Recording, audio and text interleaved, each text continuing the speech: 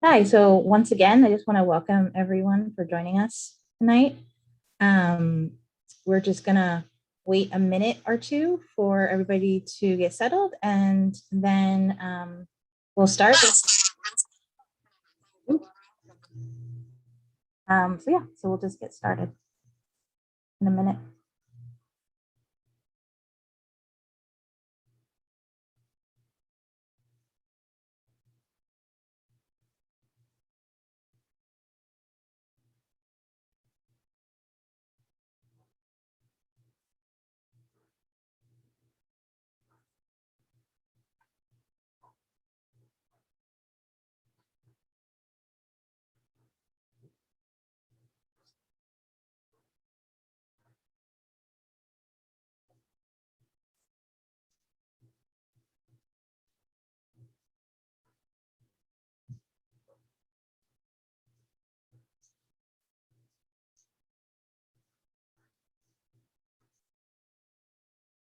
Okay, well, thank you all for joining us tonight. I'm going to stop the screen share here for a second. Um,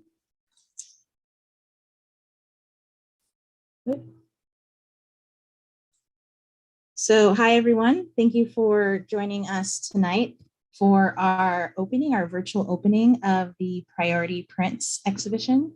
I am Rebecca Leopoldina Torres, and I'm currently serving as the president of the Monotype Guild of New England. And I'll be serving as the moderator for our Q&A later on. So on behalf of the Guild, I want to thank you all for joining us tonight for our virtual event. Our members exhibition, Priority Prints at Stone Valley Arts in Vermont, is on view through October 17th. So before we begin tonight's program, I like to respectfully acknowledge the indigenous cultures of New England. As the Monotype Guild of New England is based in Cambridge, Massachusetts, we join you from the traditional and ancestral territory of the Massachusetts people and the Wampanoag tribe. I would like to recognize them as the past, present, and future caretakers of this land. This land is a place that has long served as a site of meeting and exchange among nations. So in that tradition, we look forward to our meeting and exchange with you tonight. So whether you are joining us in our webinar format, via our live stream on YouTube, or watching this recording at a later date, we are grateful for you and happy that you're going to be here with us tonight. If you haven't done so already, please feel free to drop a note in the Q&A or comments below to let us know where you're joining from, because we're always interested to hear from all the exciting locations that you guys are watching. For those of you who are not familiar with the Monotype Guild of New England, we are a volunteer-run nonprofit printmaking organization consisting of over 250 contemporary artists that create unique impressions by working in the medium of monotype and monoprints. As we are a volunteer-run artist organization, MG&E is currently funded primarily by our membership dues and donations. So I just wanted to take a quick moment to thank all of our members and volunteers for helping to keep this organization not only running, but thriving as well. So just a few points of logistics. We are in the webinar format in Zoom, which at this point, I know most of you are very familiar with. So we can't see you, but we can see you with our hearts. We can see you in your hearts. And we invite you to submit brief questions via the Q&A box, which you should be able to find at the bottom or at the side of your screen, depending on how you're logged in. Feel free to submit your questions throughout the presentation, and we're going to hold them to the very end. Live captioning is also available. So if you should be able to see a CC button at the bottom of your screen. So you can click that button and turn on our live captioning as well. So with all that housekeeping out of the way, let's get on with the program. We are thrilled to launch our first in-person mail-in exhibition since the onset of the global pandemic. This would not have been possible without the hard work of our exhibition committee and volunteers. So as they say, it takes a village, or in our case, an amazing group of printmakers and artists to make things happen. As we announced earlier this year, our exhibition co-chairs, Kate Higley and Andy Warner, are stepping down at the end of the year. They're in the process of transitioning the committee over to a new team this fall. So I wanted to take a quick moment to introduce our new chair of exhibition, Sally Dion. Sally, let me unspotlight myself so that you can wave. So welcome, Sally. Thanks for joining us. Okay, all right. So we are very thrilled to have Sally on board and take over the reins of our exhibition. So hopefully you'll hear more from her at a later point, and we look forward to all of the future exhibitions that we have coming up. And we encourage you to go to our website at mgne.org for updates, because as all things happening these days, they are changing fast and furiously. So we are excited, though, to relaunch our in-person exhibitions with this amazing and dynamic show at Stone Valley Arts titled Priority Prints. And it was curated by MGE member and the Stone Valley Arts Executive Director, Erika Lawlor Schmidt. So for tonight's program, we're going to show you a quick video so you can get an idea of what it looks like in the galleries. And then Erika is going to speak about the exhibit, followed with Carol Mcdonald showing a selection of the 140 monotypes on display by 80 of our artist members. And then following that, Erika invited 4 printmakers in the exhibition to discuss their work, which include Felicia Touhey, Suzanne Mosely, Sasha Lucas, and Bob Maloney. So without further ado, I'm going to hand this over to Carol, who's going to show a quick video.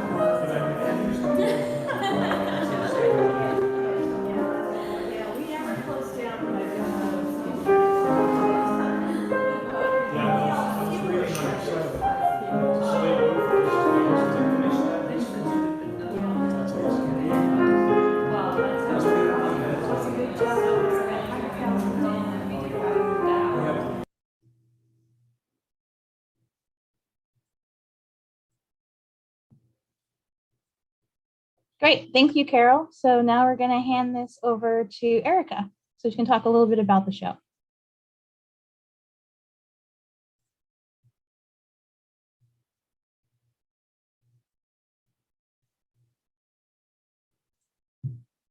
How's that? Can you hear me now? Yes, great. Okay.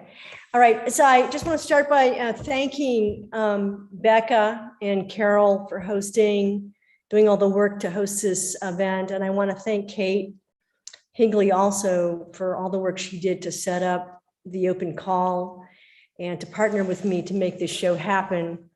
And of course, I want to thank all the artists that submitted work to Priority Prints. I am really thrilled and honored to host this exhibit at Stone Valley Arts. I'm a printmaker myself, and so it was really fun to work on. Stone Valley Arts is a 501c3 nonprofit organization, and it was formed in 2013 as part of the revitalization movement in Poultney. And in 2016, the organization moved into a historic stone church that was built in 1822. The church had been repurposed to serve as a Mason's Hall for many decades, and around 2005, a New York-based family purchased the building from the Masons, and then later decided to donate it to the Preservation Trust of Vermont with the stipulation that it become an art center. So at that time, which was 2014, Stone Valley Arts was still a very young organization, was given the opportunity to make the building our home. But in order to make it our permanent home, we had to first prove fiscal responsibility. So in 2 years' time, we were able to do that. And we do run programming all year round, pretty much. But we're also stewards of the historical building. So we're continually active in the renovation of the interior and exterior of the building. We welcome people of all ages and levels of experience to participate in our visual art, music, theater, dance, and literary arts programming. And I'm happy to let you know that we have had several national and international art exhibits in our galleries, and this current MGNE exhibit is part of that distinct group. So thank you. So to talk a little bit about priority prints, to begin with, it was clear to me that every artist that mailed in their work had been very thoughtful about what specific art to send, and every piece of art that arrived to the gallery was meticulously packaged. So opening the 80 or so envelopes was absolutely delightful for me, in that each and every envelope revealed a unique and elegant visual statement. I just really enjoyed that. The single most unifying factor to this show, of course, is that the monotypes came unframed and therefore unencumbered by the variety of sizes and colors and styles of framing, which can make the job of installing art in a gallery a challenge. So I was able to focus on the images directly. I started by carefully considering the images themselves, the type of paper, the size, the orientation, and whether or not the print had a mat, and then proceeded to figure out how to group the pieces together or alone on the walls under plexiglass. The exhibit shows a broad range of printmaking techniques beyond the direct roll of ink on a hard surface. There were etchings, woodcuts, lino cuts, lithography, trace printing, screen printing, cyanotype, collagraphs, solar plate, gel plate, and a lot of combinations, even with drawing and collage. So it was great variety. So the installation of the work came about by looking for how to set up or invoke visual conversations between printmakers. So I was looking for particular relationships. They could have been similarities or contrasts in the visual content or medium in which the prints were made. Many artists sent in 2 images that I decided to install side by side because I saw these particular pieces as distinct partners, much like a duet or a diptych in which 2 parts complemented and supported each other, which I felt were best not separated. In terms of content, I quickly discovered that many artists were working from their direct observation or documentation of nature, particularly nature as sanctuary. A few artists in written descriptions of their work expressed that making art had been an escape, a refuge, or a solution for living through the pandemic. So therefore, there were pieces that reflected loneliness and loss or dream states. And there are a few artists in the exhibit that focused on social issues, racial injustice, immigration, or explored historical and cultural constructs. I was intrigued by the studies of ordinary objects or physical places that mark time and point to the mysteries of the mundane. There are a few prints in the show that record moods and emotions as expressed through the human body or through a portrait. And there are several artists that create through the composite image. In other words, via a collage sensibility. So Felicia Tui, Bob Maloney, Sasha Lucas, and Suzanne Mosely are the 4 artists that will be talking about their work tonight. Submitted work created, in my view, via a composite image. But as you will see, they all work through a vastly different print medium and very different content.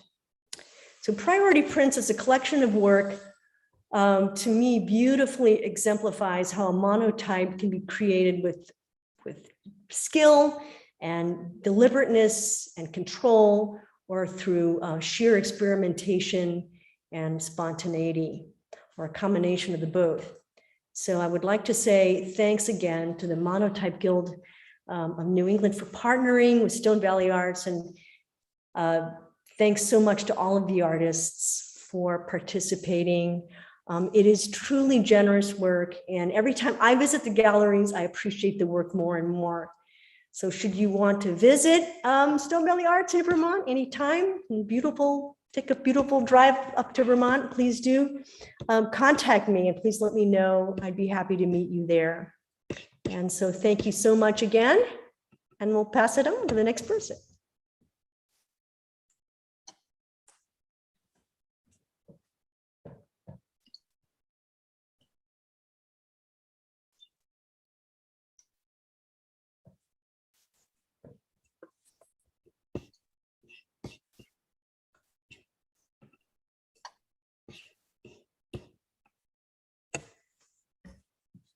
So hello, this is Carol Mcdonald, and I put together this compilation of photos from the show. This is the building itself, which is a beautiful building. This was gathering of people at the opening on the first main floor. And then these are panels of the prints. So these are really indicative of the way that Erika put people's work together. And I'll run through them and I can tell you people's names sort of from top left and then the bottom, also going from the left. So here we have Suzanne Mosely and Kathleen Wynn at the top, Sarah Ringler and Carol DeBerry at the bottom. Leslie Baker and Phil Stevens.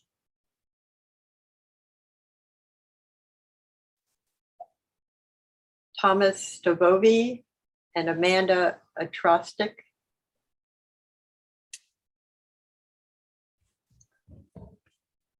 Alice Nicholson Gaelic and Deborah Schmidt.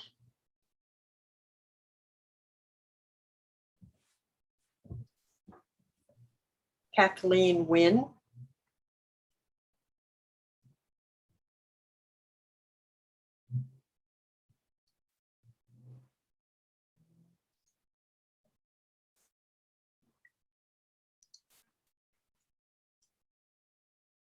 Mary Ellen Feeney and Sarah Morrison.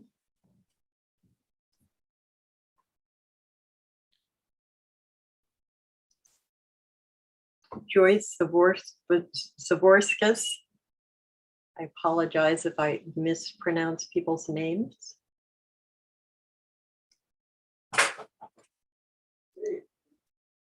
Deborah Schmidt and Sasha Lucas. Oh, you're wearing shorts. Kris Onuf.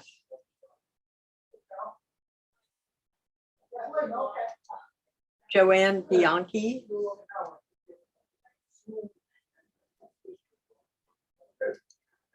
Rebecca Torres.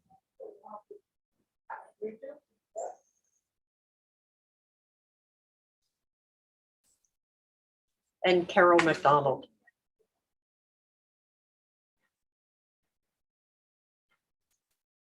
Rosemary Goodall and Anita Feld.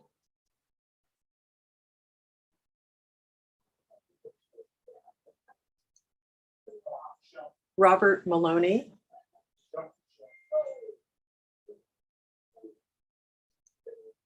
Adair Heitman and Judith Schutzman.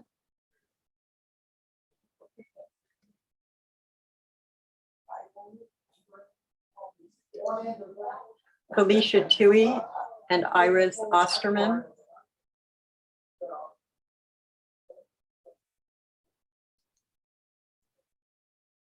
Joanne Desmond and Margaret Merritt at the top, with Diane Cameron and Sandra Carrillo at the bottom.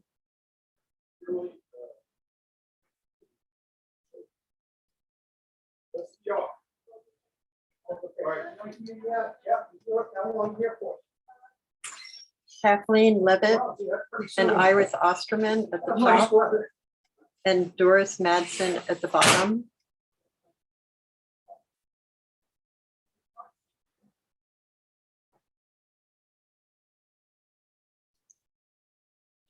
Patty Libnan and Nate Halloran at the top, with Kate Higley and Kathleen DeMio at the bottom.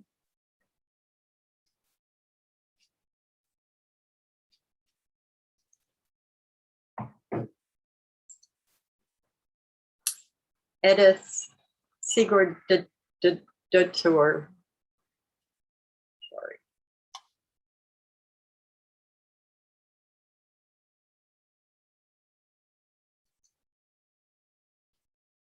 Lorraine Furtick and Elizabeth Saka.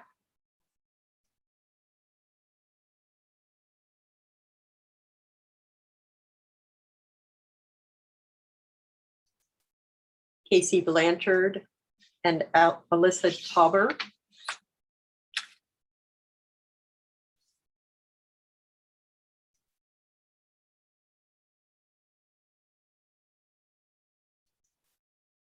Seth Hamor and Suzanne Mosely.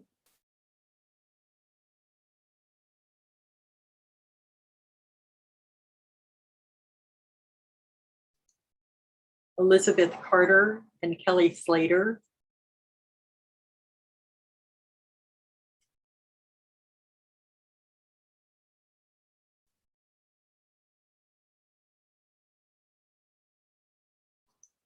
Jenny Crystal.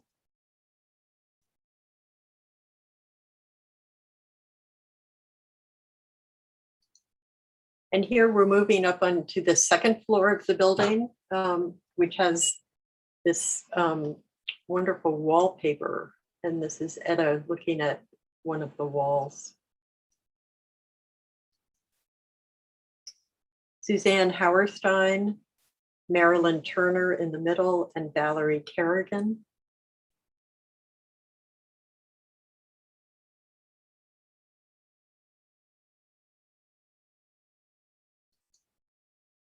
Lauren Kinghorn, Sharon Whitham.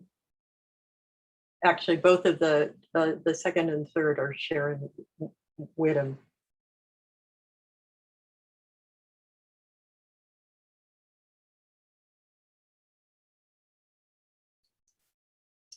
Susan Potter, Alice Nicholson Gaelic, and Andrea Warner.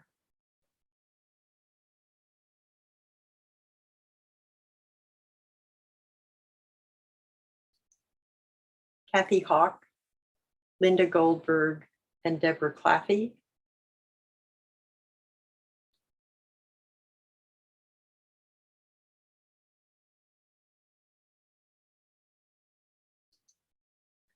This is Marta Nowicka with her piece. She drove up to the opening from New Jersey.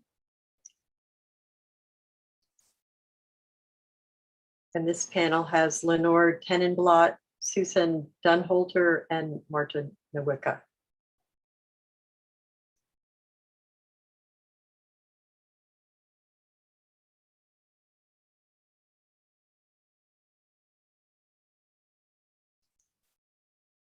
Olwen Dowling, Robert Pillsbury, and Sally Dion.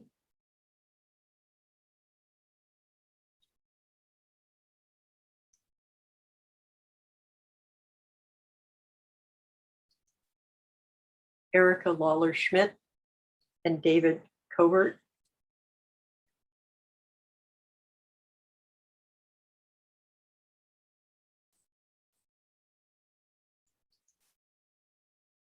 Ellen Moskowitz, Lelia Stokes Weinstein, and Judith Long.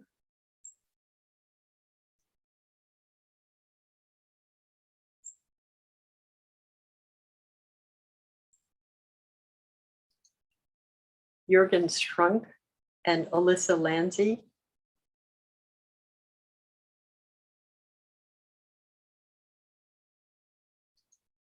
Diane Tomash and Lainey Manzo.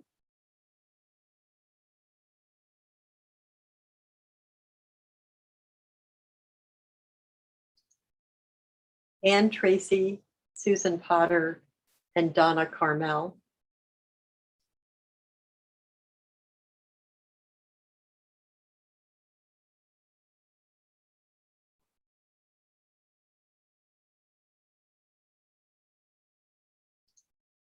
Bonnie Minio.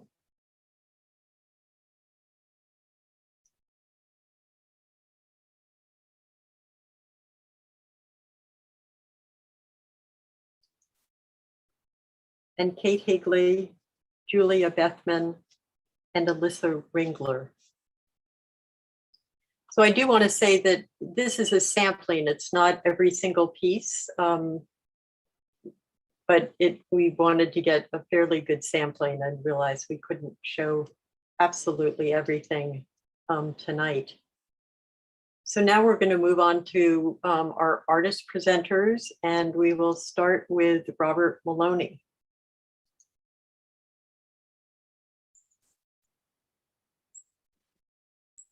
Hi, folks. Excited to be here. It was great to witness the exhibition from the safety of my own home. So thank you. So yeah, these are some of my woodcut prints. I participated in a few calls for art with an organization called Big Ink, and they only do large scale woodcut prints, and they print runs, and they it's a couple from New Hampshire, I think. They have a printing press that they collapse down and put into a van, and they drive around the country at various locations around at various art establishments and do these print runs. So I've done 2 of them in the past. I actually have my 2 of my woodcuts behind me. If you can, I don't know if you can see them or not, but they are roughly 3 feet by 4 feet, and I do a variety of approaches here where I will ink up the prints, and then I'll in various these prints that I have in the show are metallic inks. So I started out with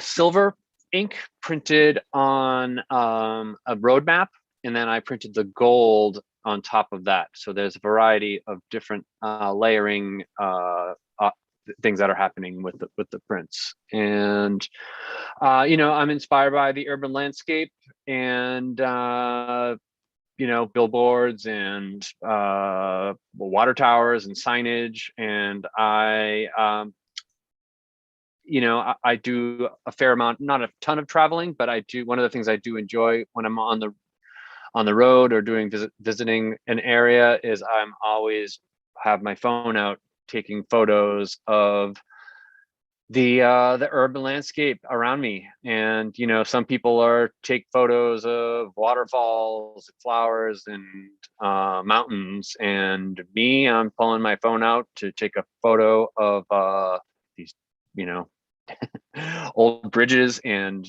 billboards that no longer have signage on them. So I'm attracted to the grids and the structures, and I reflect that in my work. And you know, over the past year and a half, I've not done a lot of traveling for you know, just for obvious reasons. And these prints I think of as a sort of reflection on the moments that I haven't been able to visit somewhere. And printing on the maps is also another way for me to give a sense of location and a sense of place to the work. And I'm not sure I have anything else prepared. I don't know how if we're gonna wait till the end to do any Q&As or Yeah, we're gonna wait to the end, Bob. To do okay. it. All right. Yeah, great. All right, So so I guess- next we'll have, thank you, Robert, so much. Yes, thank you. So now we have Felicia Tui.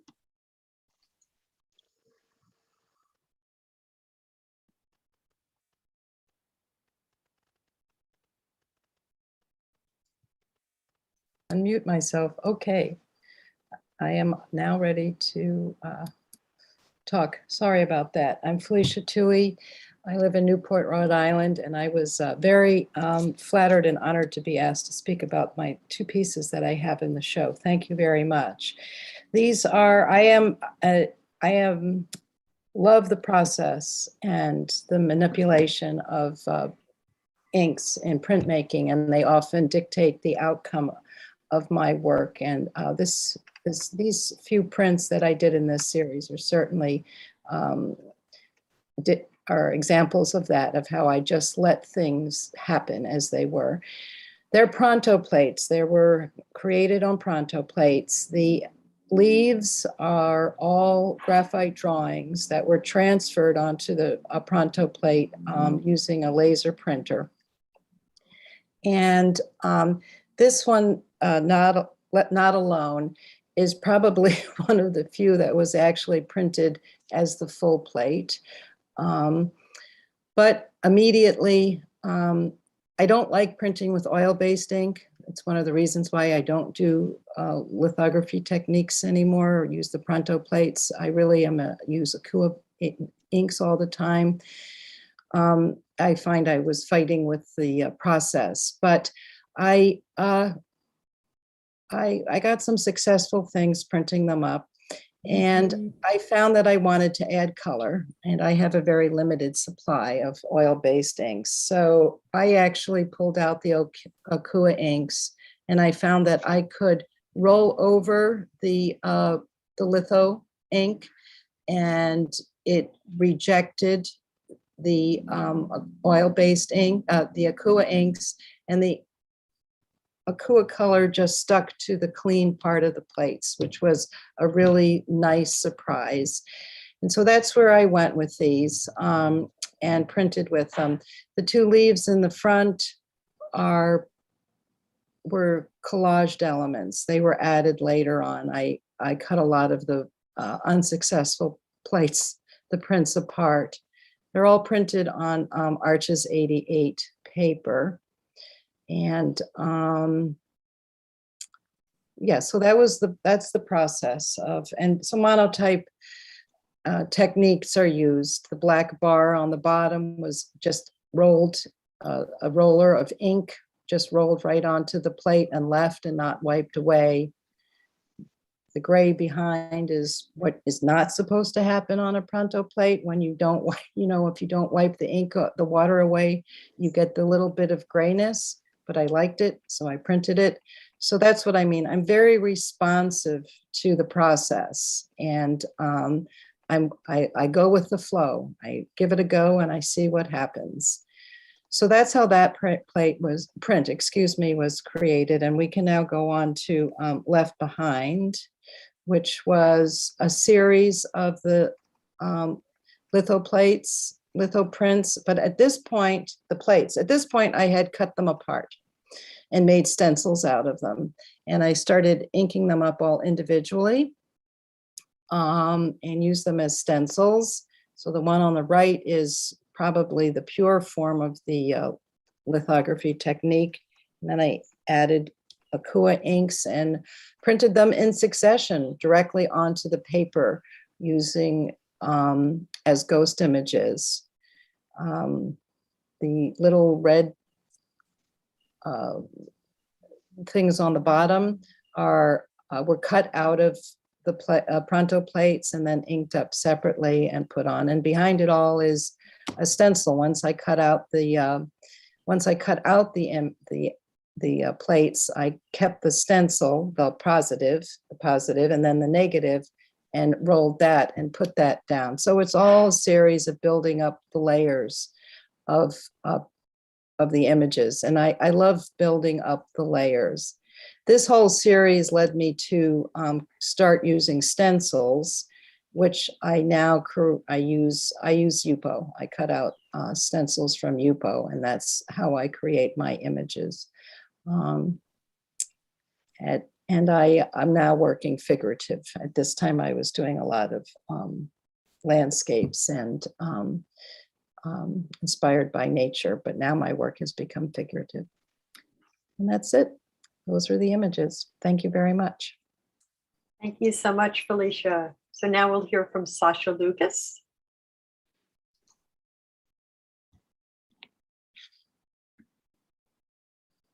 Hi, Carol, if you could just quickly go through, this one is titled Birth of Language.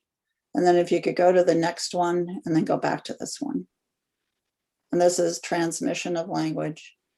So we'll start with Birth of Language. Hi, good evening. Thank you for being invited to present today. My name is Sasha Lucas. I'm a printmaker and a painter, and I make lots of drawings also in sizes that range from 3 by 3 inches to 4 by 7 feet for drawings and prints. And also my paintings reach, 8 to 16 feet. And I also do murals. But whenever I need to talk about my work, I find that it always comes back to an artist statement that I wrote over 20 years ago. Because that I find that no matter what the medium I'm making in, it always holds true. So this is my statement. My work is evidence of an act of discovery which occurs through the process of creating.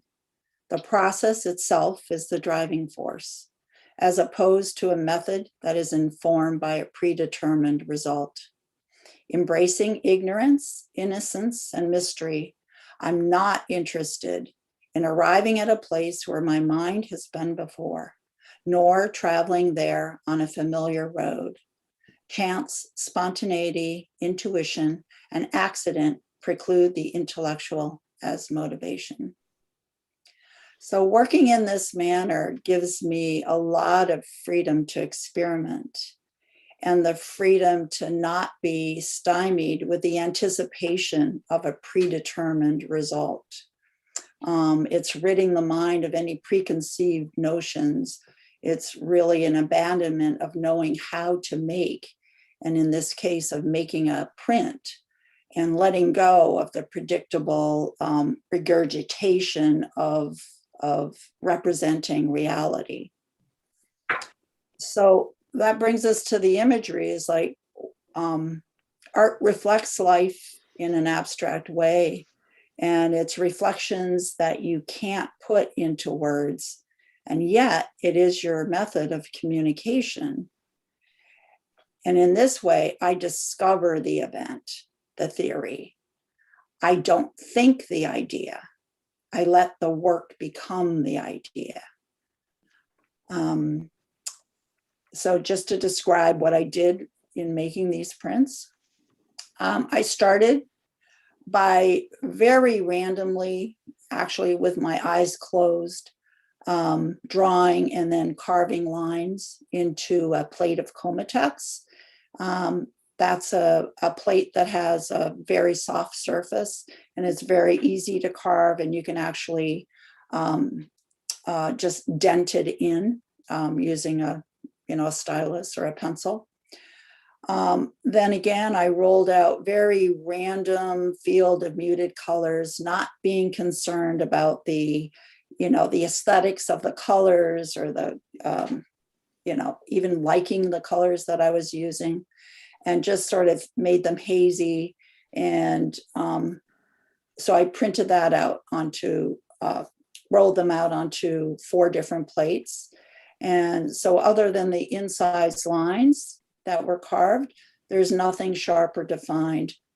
So I made 4 different plates in this manner and 4 different prints.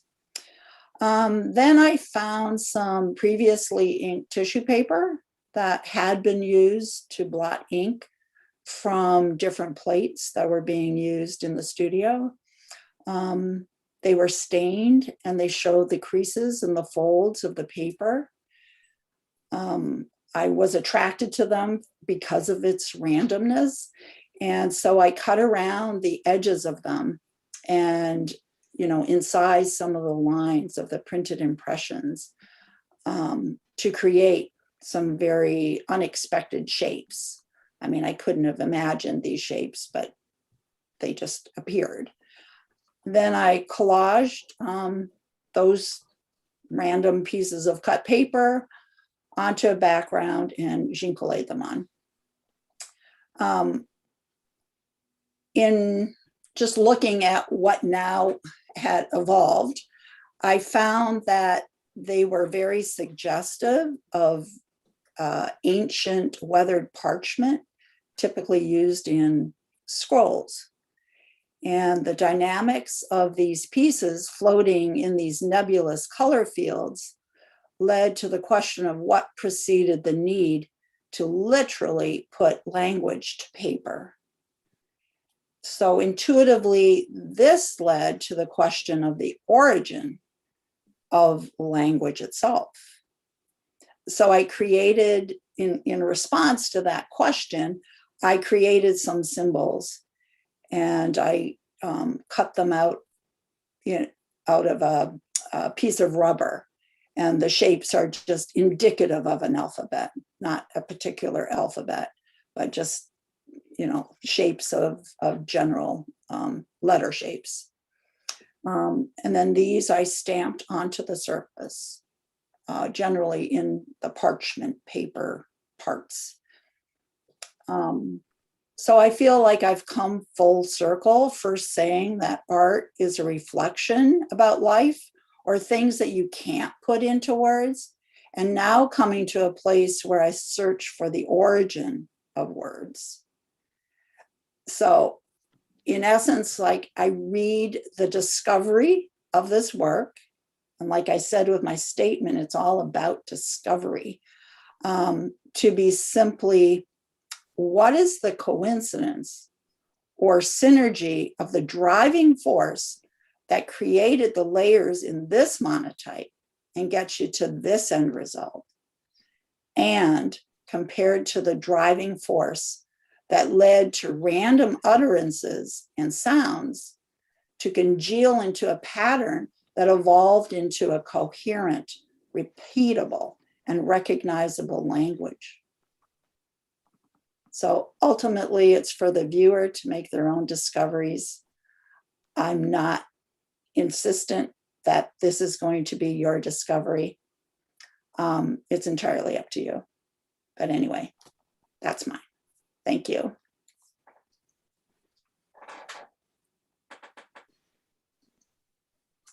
Thank you, Sasha. And so now we'll move on to our last speaker, Suzanne Mosely.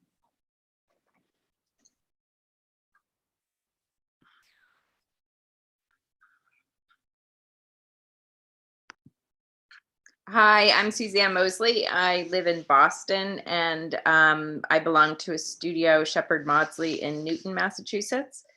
My art process, my printmaking process is a lot of experimental layering. I work on a lot of pieces at the same time, and I really try to push order to the edge of chaos until the final image reveals itself. Lot of, as I said, I work at a lot of prints at the same time, and not all of them are successful or kind of, come fully together, but I love the process itself and the, what happens in, doing the art itself. This series is about loss and memory, and the techniques start with photography, and this one has woodblock underneath and then a lot of screen print layers on top of it. The imagery is based on personal artifacts and shared experiences with a lost loved one. And the end result, I feel, has an energetic resilience that is representative of my my nature of kind of always seeking kind of a new inspiration or finding the light in darkness. So that's basically the technique and the imagery of this one.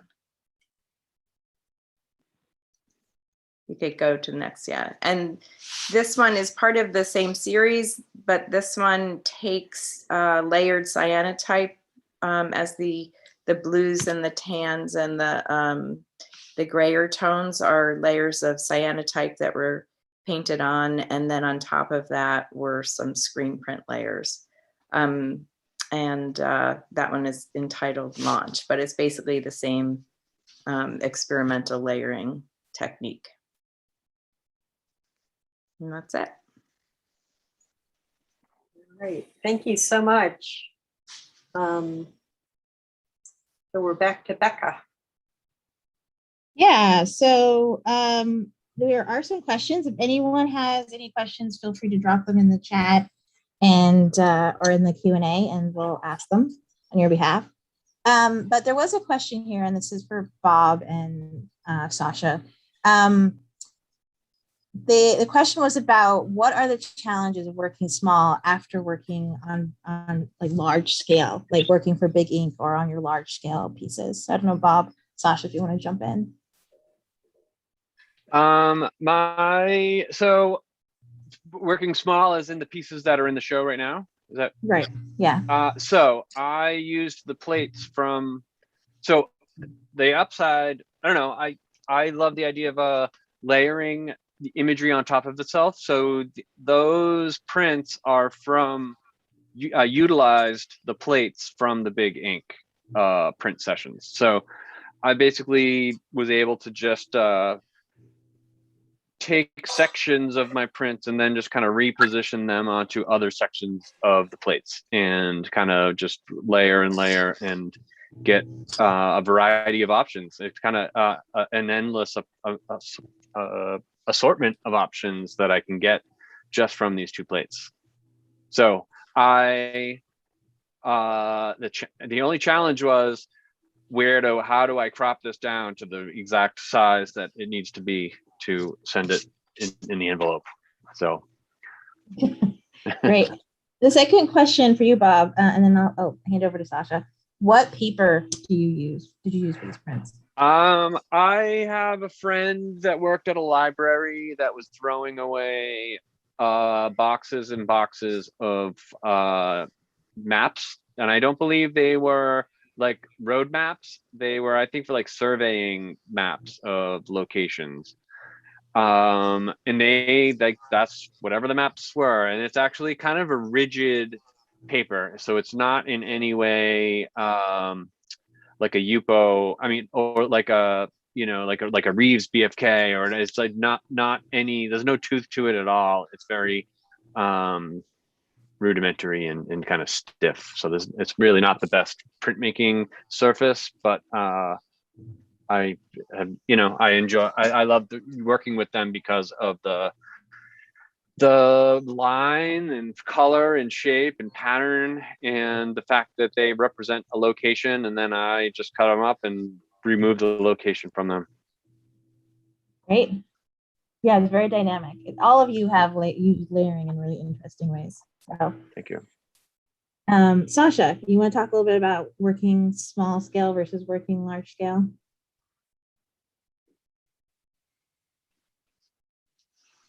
Sasha, you're muted. Yes, can you hear me now? Yes, yeah. Okay. I do that a lot. I work very small, and then, consecutively I'll work really large and then really small again. I'm constantly shifting. So I think the thing that's important is to have the same energy and the dynamic, make the piece as dynamic, large as it is small. And they both have their own challenges. But I find sometimes that it's harder to control the smallest pieces, and they take actually more work, more labor to keep them that kind of fresh and intuitive and than it is to work really big. I don't know why that is, but it's all about, body kinesthetics, I guess. So, yeah. Great. And Sasha, while I have you, there's a question. What is the soft plate called that you incised in your work? Cometex. Cometex, right.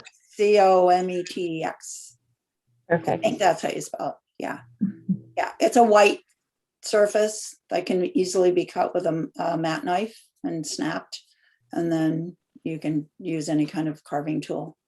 Or, right, like I said, you could just dent into it. Yeah. It's great. Thank you. Our next question is for Suzanne. There's a couple questions here asking about the cyanotype process. So I don't know if you want to talk a little bit more about layering how you did the cyanotype process on your last work that you showed. So cyanotype is, it's an emulsion that's light sensitive. So you paint it onto BFK Reeves or watercolor paper. And I use large format negatives that I put over it, and you can either put it in a light box or out in the sun, when it's hot sun weather. And you expose the image, and then you rinse it, and it reveals in a really pretty kind of indigo blue or Prussian blue tone the photograph, and it has kind of a romantic kind of painterly quality. And so I took that process and started layering it. So instead of covering an entire piece of paper with the emulsion, I would paint paint the emulsion on in different shapes and forms and expose it and develop it. And then when it dried, put another layer on top. So I was layering my images in sections and parts kind of randomly. And I've also, I think in that print, the first layer I put into a bleaching agent after it was finished, which toned it down into more kind of tans and grays and sort of an ochre yellow. And that way I could do more layering on top with the darker blue. And can you talk a little bit more about the shapes that were, that you screen printed or printed over the cyanotypes, like, where they came from and how they relate to your work? Yeah, so that I mentioned earlier that was based on kind of memories of a lost loved one. My husband passed away 5 years ago, and we had built a home together and furnished it together. So a lot of the imagery were either personal artifacts of his or the home furnishings of our house together and our gardens. And so in that piece, there's the red kind of disc is actually a part of it's the shadows of a olive bucket turned upside down. It was turned into a light, and that was reflecting on the ceiling in my studio. So it was an image of that. So just something from our experience in our home. I'm trying to remember the images. There was another image of a trip we had taken to Morocco of some boats, was one of the under pieces. Without the piece in front of me, I can't remember the rest of it.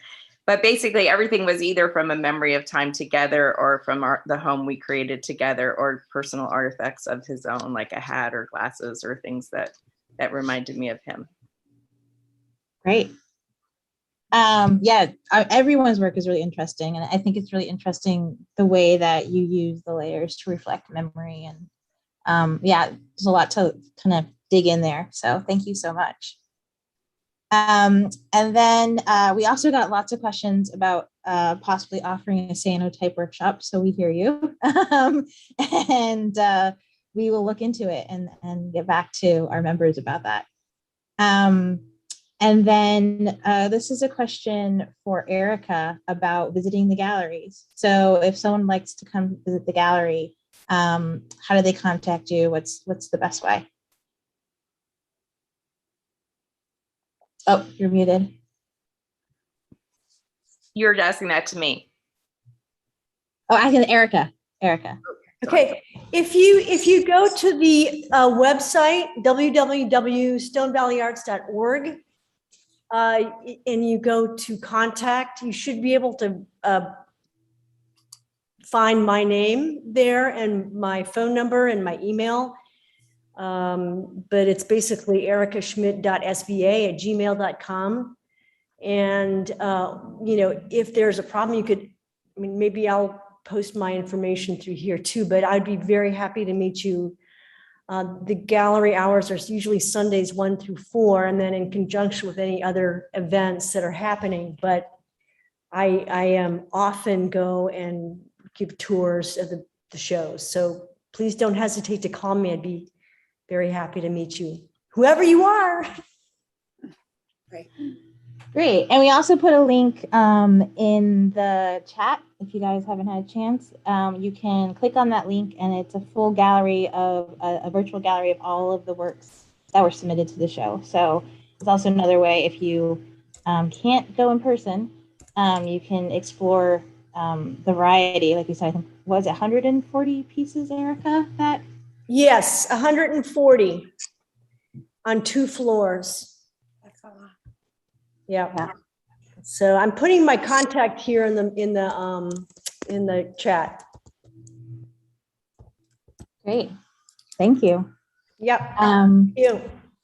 Does any of the panelists have a question that they would want to ask each other or ask Erika before we sign off?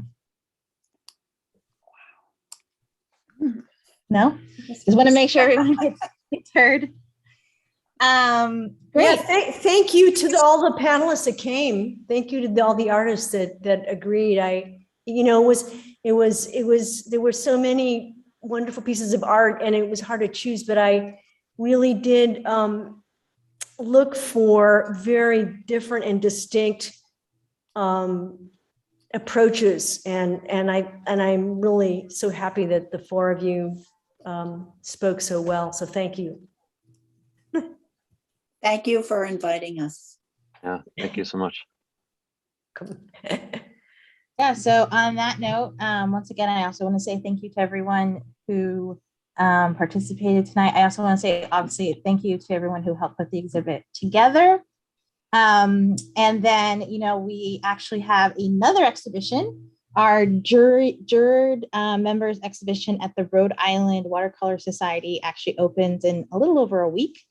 And so we also have a virtual opening for that event as well, in which case the juror, Adrian Teo, is going to join us to talk about jurying the work and his impressions. And then we'll also invite some of the award winners from that show to speak as well. So that will be on October 21st at 6 p.m. So mark your calendars.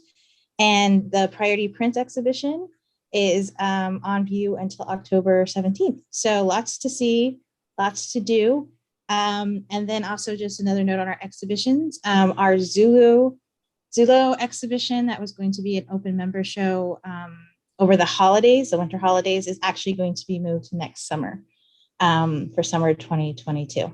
So stay tuned. You can join our mailing list or go on our website at mgne.org. And until then, I wish you well, and hopefully we will see you in person soon. So I hope everyone has a good. Thank you. Thank you, everybody. Thank you.